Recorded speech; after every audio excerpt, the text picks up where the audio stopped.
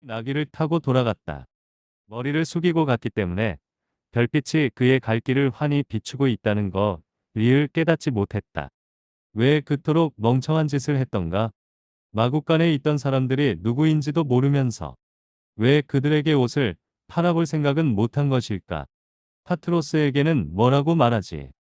그리고 다른 사람들에게는 그들은 내가 마국간에 낯선 아기에게 옷을 주었다고 하면 분명히 대굴대굴 비웃을 텐데 그는 파트로스를 속일 만한 이야깃거리를 생각해 보았다. 식당에 있는 동안 누군가가 나귀 등에서 옷을 훔쳐갔다고 말할 수도 있을 것이다. 그럼 파트로스가 믿어줄까? 사실 그곳에 도둑이 많기는 하다. 그렇지만 파트로스가 그 말을 믿는다 하더라도 부주의를 꾸짖을 것이다. 하피드는 너무도 빨리 게드스만의 정원으로 향하는 길에 당도하고 말았다. 하는 수 없이 그는 나귀에서 내려 카라반으로 터벅터벅 걸어갔다.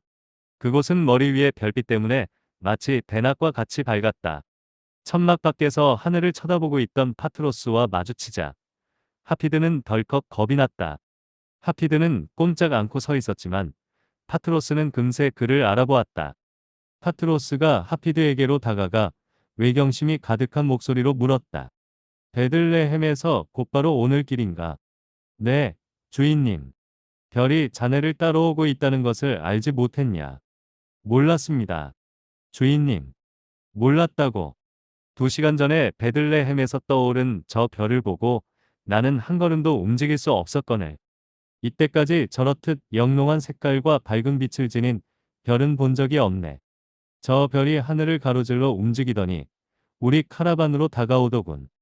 그러다가 자네가 나타나고는 여기서 더 이상 움직이지 않고 있다네. 파트로스는 하피드에게 다가가서 그의 얼굴을 유심히 쳐다보았다. 베들레헴에 있는 동안 별일은 없었는가? 없었습니다. 파트로스는 깊은 생각을 하는 사람처럼 이마를 찡그렸다. 난 오늘과 같은 밤을 본 적이 없다네. 하피드는 움찔하며 말했다. 저 역시 잊지 못할 밤입니다. 오, 그럼 오늘 밤에 정말 무슨 일이 일어난 게로군. 무엇 때문에 이렇게 늦은 시간에 돌아왔는가? 하피드가 말없이 서있자 파트로스는 몸을 돌려 나귀에 매달려 있는 하피드와 보따리를 찔리보았다. 비었군, 상공하였어. 자, 나의 천막으로 가서 자네가 겪은 일을 말해주게. 신께서 밤을 낮으로 바꿔 놓으시는 바람에 난 잠을 잘 수가 없네. 자네의 말을 들어보면 저 별이 왜 낙타지기 청년을 따르는지 알아낼 수 있겠지. 파트로스는 침대에 몸을 기댄 채 눈을 감고는 하피드가 베들레헴에서 겪었던 끝없는 거절과 좌절, 모욕적인 일들에 대해 귀를 기울였다. 도자기 상인이 그의 가게에서 하피드를 내동댕이 쳤다는 말에 고개를 끄덕였고 가격을 깎아줄 수 없다고 하자 옷을 하피드의 얼굴에 던져버린 로마 병사의 애기에서는 미소를 지었다. 오늘 저녁 여인숙에서 떠올랐던 의혹들에 관한 이야기에 이르자 하피드의 목은 쉬고 그 소리는 점점 작아졌다. 그때 파트로스가 말을 가로챘다. 하피드, 부끄러워 말고 자네 마음속에 떠올랐던 모든 의혹들을 애기에 보게. 하피드가 그의 기억을 더듬어 죄다 말했을 때 파트로스가 물었다.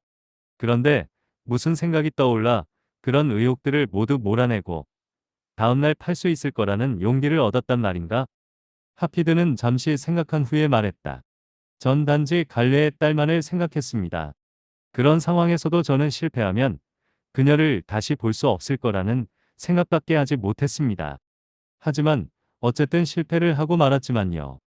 하피드의 목이 갈라지며 겨우 소리가 새어 나왔다. 자네가 실패를 했다고.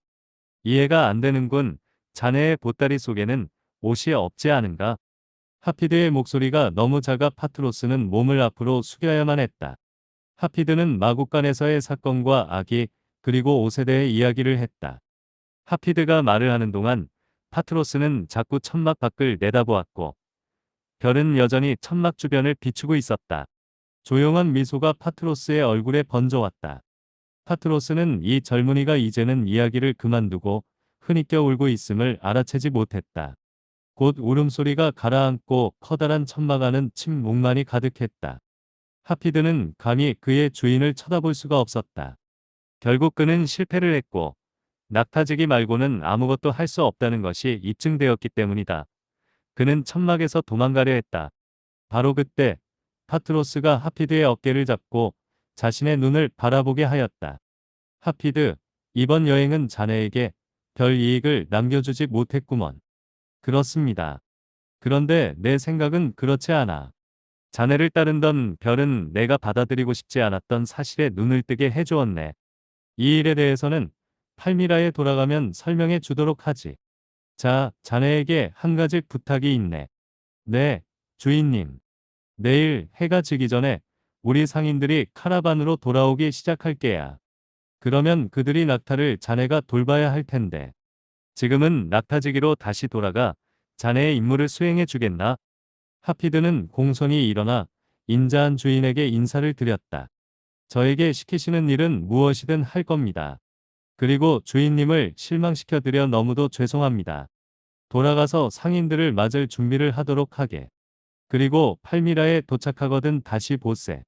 하피드가 천막을 나서는 순간 하늘의 밝은 빛 때문에 앞이 보이지 않았다. 그는 눈을 비볐다. 이때 안에서 파트로스가 부르는 소리가 들렸다. 그는 다시 안으로 들어가 파트로스가 말하기를 기다렸다. 파트로스는 하피드를 손가락으로 가리키며 말했다. 편히 자도록 하게. 자네는 결코 실패한 것이 아니야. 그 밝은 별은 밤새도록 하늘 위에서 빛나고 있었다.